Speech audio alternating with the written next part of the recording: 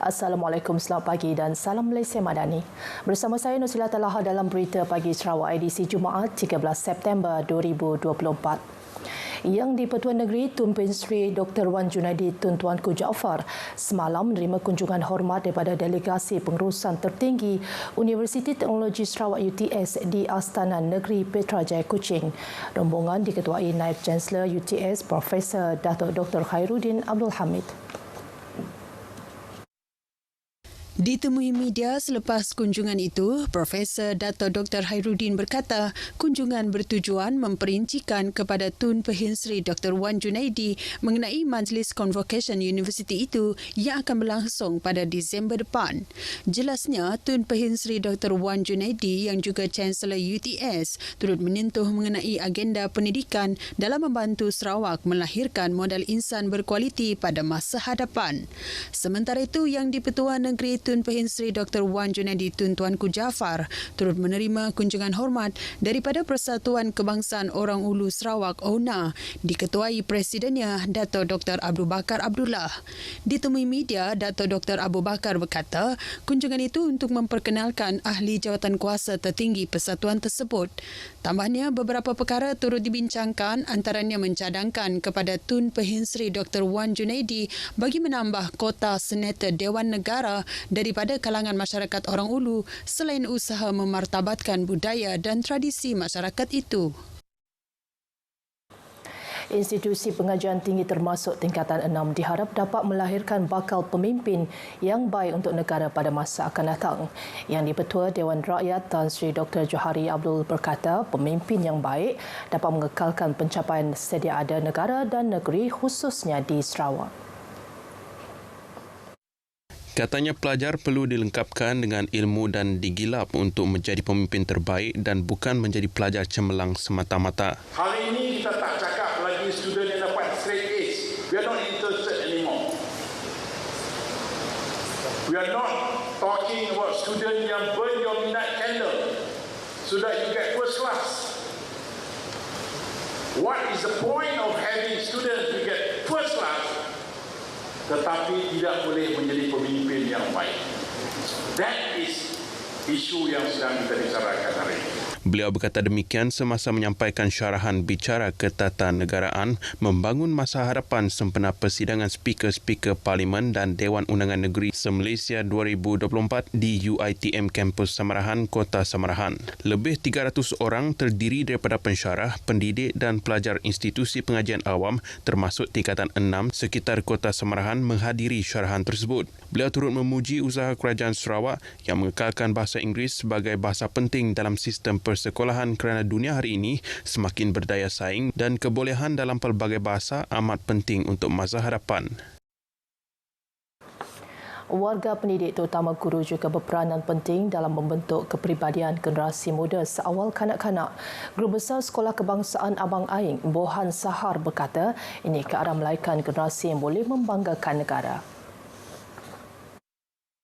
Kita sentiasa berbincang bagaimana kita boleh memain peranan sebagai warga sekolah untuk memberi satu budaya kepada anak-anak kita di sekolah ini supaya budaya itu nanti boleh kita bawa ke luar sekolah, dalam masyarakat, dalam keluarga dan akhirnya kita boleh menjadi pembantu kepada negara kita membentuk masyarakat yang membudayakan amalan-amalan nilai-nilai yang baik. Beliau ditemui pemberita selepas perarakan Bulan Kemerdekaan tahun 2024 peringkat sekolah di Seri Aman. Beliau berkata aktiviti ini diadakan bagi meningkatkan semangat patriotik dalam kalangan murid-murid dan kanak-kanak sekolah berkenaan. Antara pengisian sepanjang program ini adalah pertandingan pakaian beragam, pertandingan basikal dan payung berhias. Sementara itu, semangat cintakan negara terus diperkasakan oleh penduduk kampung Kuala Sibuti dekat Bekenu bagi menyambut Hari Malaysia pada 16 September minggu hadapan dengan menghasilkan pelbagai corak dan bentuk hiasan menarik arca kemerdekaan di pintu masuk kampung mereka. Jelas Pengerusi Kejiranan Rukun Tetangga Kampung Kuala Sibuti, Mazari Mahari, aktiviti menghasilkan pelbagai reka bentuk dan hiasan ini adalah aktiviti gotong royong ahli kerukun tetangga, jiran wanita serta penduduk kampung dan sekitarnya. Keunikan tahun ini menghasilkan bendera Malaysia daripada bahan-bahan terbuang seperti botol plastik atau botol boleh dikitar semula dijadikan bahan berguna sekaligus menjaga kebersihan dan mencantikkan kampung. Untuk kali itu kita lebih menonjolkan kepada arca. Kita gunakan botol sejumlah 532 botol untuk menghasilkan bendera gergasi yang dibantu oleh KRT, jiran wanita dan penduduk kampung lah sekitarnya.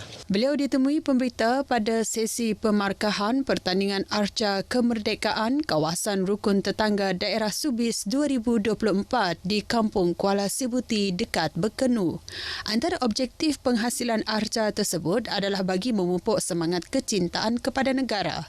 5 KRT di daerah Subis menyertai pertandingan tersebut iaitu Kampung Angus, Kampung Muhibah Ladang 3, Kampung Madinah, Kampung Tanjung Belipat Hilir dan Kampung Kuala Sibuti.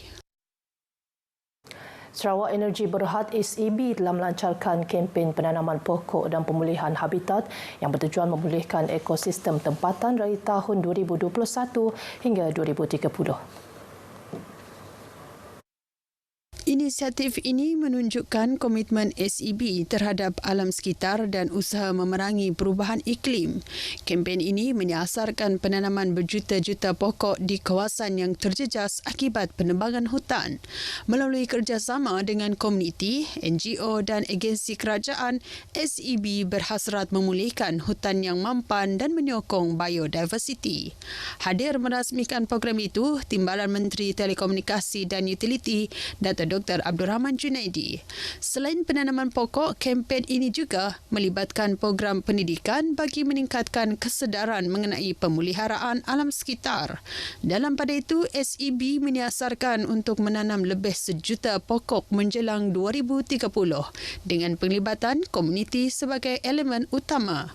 Pelancaran ini juga menandakan langkah penting ke arah masa depan yang lebih lestari untuk Sarawak menyumbang kepada penyerapan karbon dan komitmen Malaysia dalam mengurangkan pelepasan gas rumah hijau. Projek Bina Baharu Pusat Kegiatan Masyarakat PKM Miri merupakan satu kejayaan buat Jabatan Kemajuan Masyarakat Kemas Sarawak apabila 2 PKM akan dibina tahun ini iaitu di Miri dan Semariang Kuching.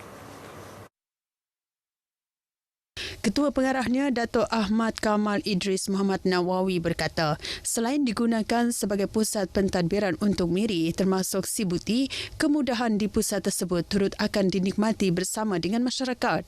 Jelasnya blok kemahiran misalnya akan diwujudkan kelas berasaskan pendidikan teknikal dan latihan vokasional TVET Kemas seperti kelas masakan, jahitan, solekan dan kelas komputer. Bangunan ini milik Kemas selaku penggunanya.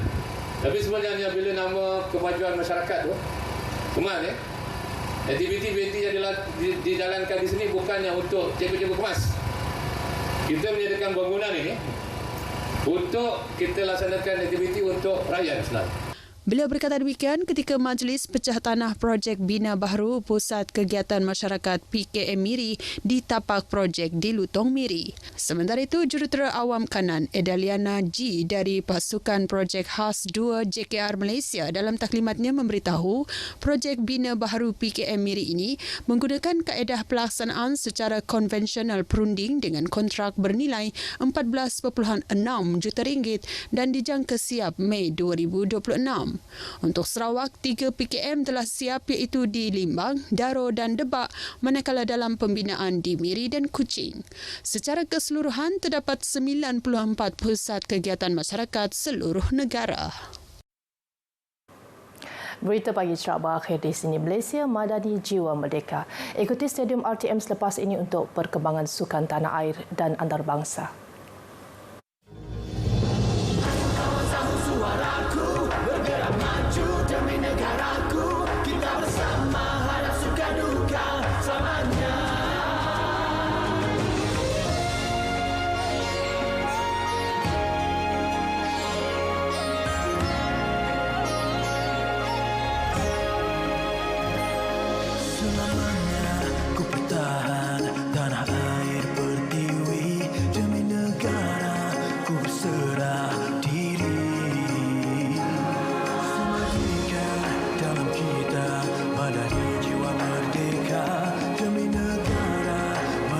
Dato'